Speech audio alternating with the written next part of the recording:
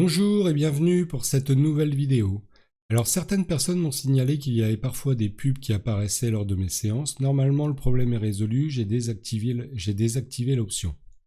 Aujourd'hui nous allons aborder le problème du grignotage en utilisant un protocole de PNL nommé l'enclictage. C'est une méthode paradoxale qui vise à modifier vos sensations et vos pensées. De plus, pour renforcer ces effets, dans un second temps, je vous propose une balade en nature dans laquelle j'ai glissé énormément de suggestions afin de reprogrammer justement vos pensées et sensations. Alors installez-vous confortablement, ça va bientôt commencer. N'hésitez pas à mettre tout de suite un pouce sous la vidéo et à vous abonner si ce n'est pas déjà fait. A tout de suite. Je vous invite à fermer les yeux ou bien à fixer un point en attendant que vos paupières se ferment. Peu importe, car on peut dormir à point fermé, tout comme on peut dormir les yeux ouverts. Laissez-vous simplement être bercé par ma voix, comme si, pendant quelques minutes, comme si j'étais à votre chevet pour vous raconter une histoire.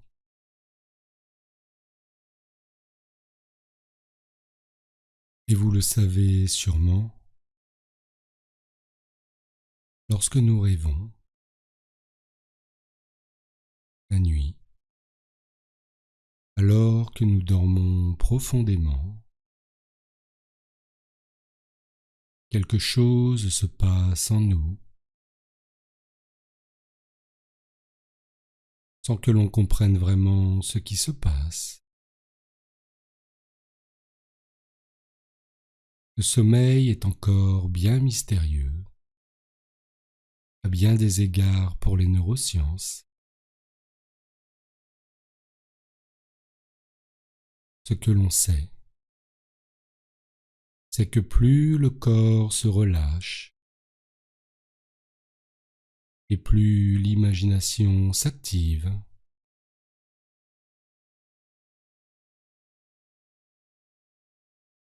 Plus l'esprit conscient s'endort, et plus l'inconscient s'éveille.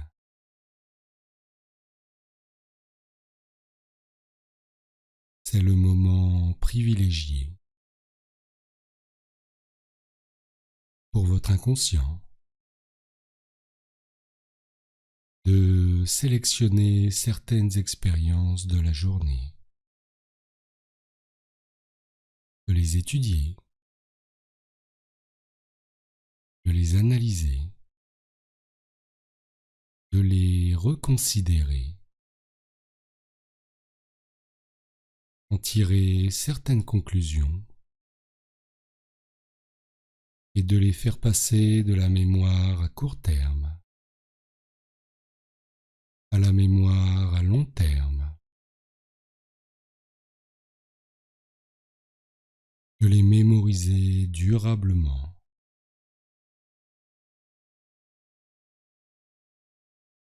Et c'est ce que nous allons faire également dans cette séance. L'inconscient possède son propre langage, fait de symboles, de métaphores, de mise en scène. La capacité naturelle du cerveau à halluciner nous plonge dans une réalité qui est la sienne. L'inconscient vous met en scène,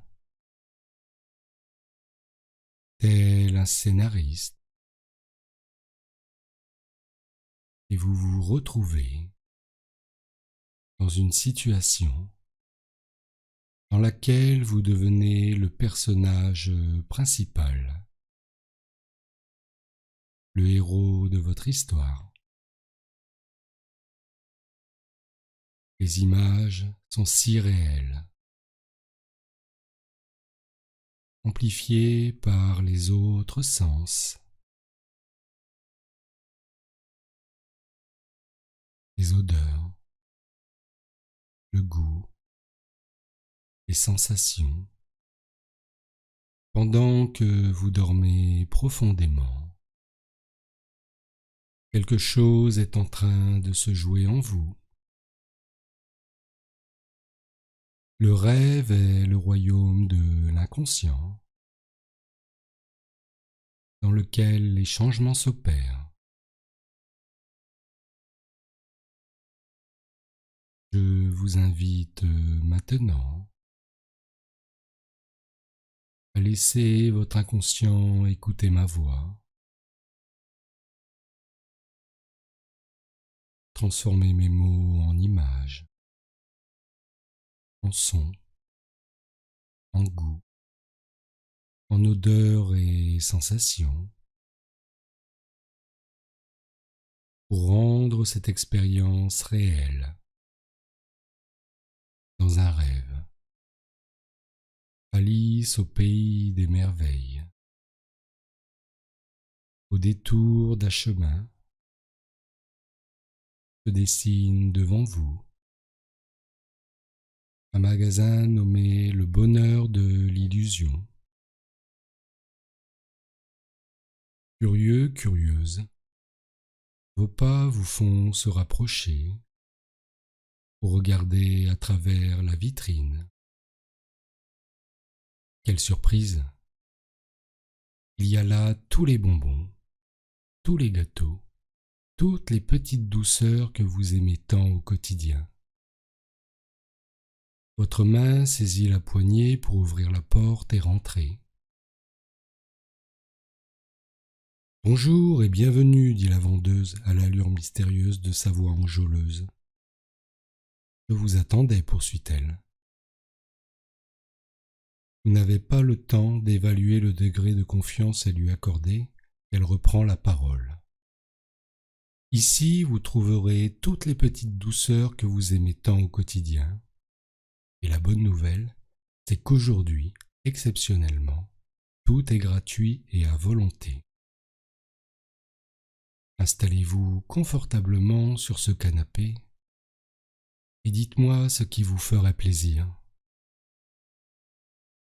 Vous scrutez le présentoir devant vous en pensant à manger quelque chose en particulier, et la vendeuse qui a deviné vos pensées tend son bras et sa main dans laquelle se trouve une baguette magique. Et d'un petit effet de manche, la petite douceur à laquelle vous pensiez apparaît devant vous comme par magie.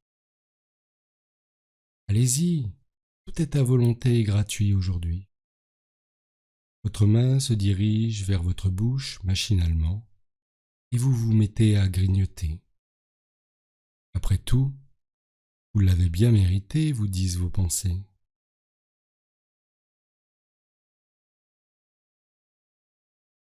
Je sais aussi que vous aimez ceci, dit la vendeuse, et d'un coup de baguette magique, une autre friandise apparaît devant vous, alors que vous n'avez pas encore terminé la première.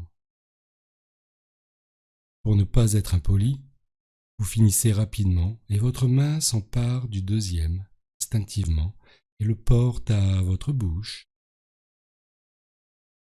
Nous avons également ceci que vous adorez, un coup de baguette magique. Un troisième aliment se matérialise devant vous, lévite dans l'air, et s'ouvre pour que vous puissiez manger plus rapidement. Vous avez encore la bouche pleine, et vous vous empressez d'ingurgiter ce qu'il reste dans votre main pour aborder la suite. Machinalement, vous mangez, sans prendre le temps de faire fondre dans votre bouche l'aliment, sans prendre le temps de découvrir la saveur. Votre ventre se remplit et commence à s'arrondir, mais vous n'avez pas le temps d'en prendre conscience, car la vendeuse détourne votre attention. Quand il y en a un, il y en a deux, et pouf, le même aliment se présente devant vous, lévite dans l'air et s'ouvre pour vous en saisir. Dépêchez-vous, dépêchez-vous, avant qu'il n'y en ait plus, dit la vendeuse en ricanant. Chut. Votre main devient hésitante, mais se saisit instinctivement et le porte à votre bouche encore pleine. Il faut manger plus vite, poursuit la vendeuse d'un air moqueur. Alors, vous ingurgitez d'un grand mouvement de la glotte ce que vous étiez en train de manger pour entamer le suivant. Buvez donc ceci aussi pour vous aider à avaler, ça passera mieux. Contente, vous portez le verre à vos lèvres pour vous rafraîchir le palais. Et vous sentez votre ventre gonfler encore un peu plus. Maintenant, goûtez donc cela, vous connaissez sans aucun doute. Un autre aliment se présente devant vous, et dans votre corps quelque chose se fait entendre, ressentir. Vous n'en prenez pas conscience tout de suite, et pour faire plaisir, vous continuez de manger. Alors votre corps insiste en augmentant encore plus les sensations. Mangez, mangez, tenez, en voilà un autre. Votre ventre gonfle à vue d'œil. Votre esprit commence à trouver l'expérience désagréable et commence à écouter votre corps, qui émet maintenant des sensations désagréables. Lourdeur, dégoût, rejet, écœurement, envie de vomir, dégoût de soi-même.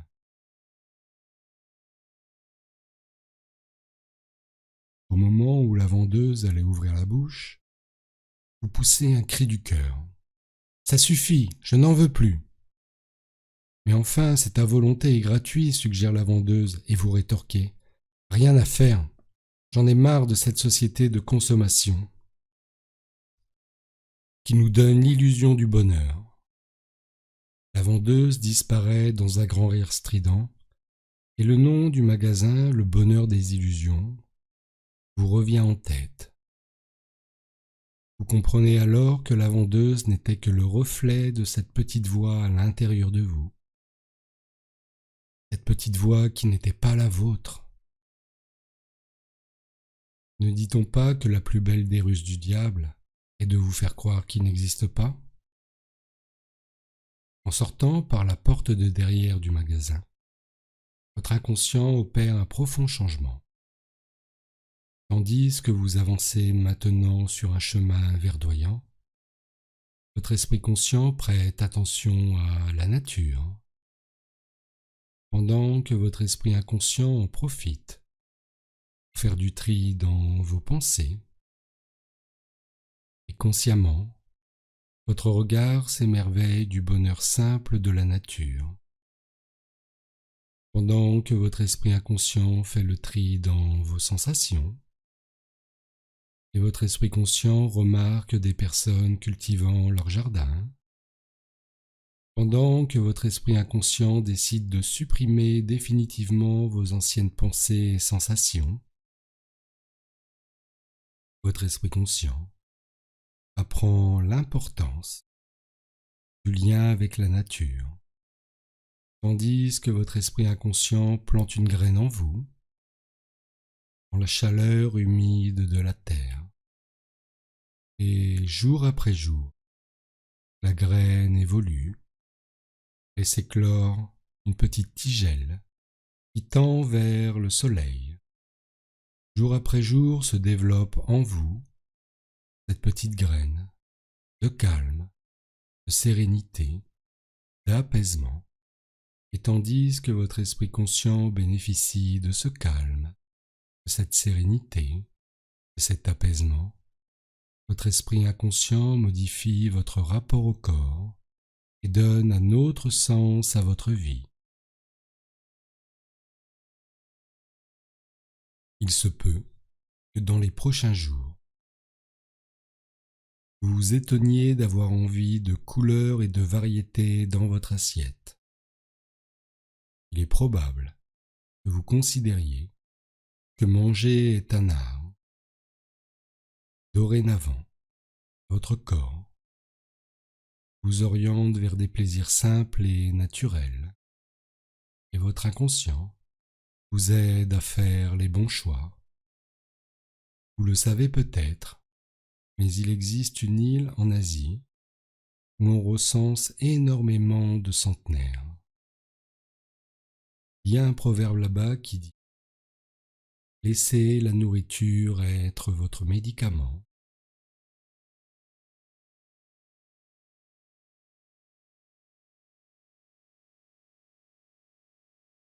C'est ce que l'on appelle aujourd'hui le régime Okinawa. Plus qu'un régime, c'est une habitude alimentaire basée sur un paradoxe. Plus de 5 portions de fruits et légumes par jour tout en privilégiant le poisson. Dans ce régime, il y a les patates douces, les algues, les légumes à feuilles vertes et les fruits. Une nourriture dense en somme, mais faible en calories. C'est tout ce dont votre corps a besoin. Le chemin sur lequel vous avancez commence à zigzaguer le long d'une colline. Vous grimpez à son sommet. Vous redoublez de prudence pour ne pas tomber en contrebas. Et plus vous montez cette colline, et plus une prise de conscience s'amorce en vous. La vendeuse, c'était votre petite voix intérieure, inventée par la société de consommation, qui vous faisait croire que vous aviez besoin de réconfort, que vous aviez besoin de quelque chose pour être bien. Mais plus vous avancez, plus vous vous rendez compte que ce n'était qu'une illusion, et que finalement, tout ce dont vous avez besoin, c'était de sortir de vos habitudes, de remettre en cause votre façon d'être au monde, votre rapport aux autres. Vous réfléchissez à vous positionner autrement par rapport à votre entourage, pour ne plus être celui ou celle qui dit oui pour faire plaisir, comme avec la vendeuse. Et plus vous apprenez à dire ce que vous pensez, à ne plus accepter les choses qui ne vous concernent pas, mais aussi parfois, plus vous exigez une contrepartie si vous acceptez de faire un geste, plus les gens vous respectent, plus les gens seront attentionnés envers vous. Vous leur faites passer le message que rien n'est acquis avec vous, qu'il faut prendre soin de vous. Continuez à mener cette réflexion durant les jours et les jours à venir, pour réfléchir à vous positionner différemment, et vous allez constater que vous incorporiez, que vous ingurgitiez le stress des autres. Et maintenant que votre attitude change, vous vous délestez d'un poids. Continuez ce chemin, et dans quelque temps vous arriverez tout en haut de la colline, et vous découvrirez le nom de cette colline sur une pancarte tout en haut.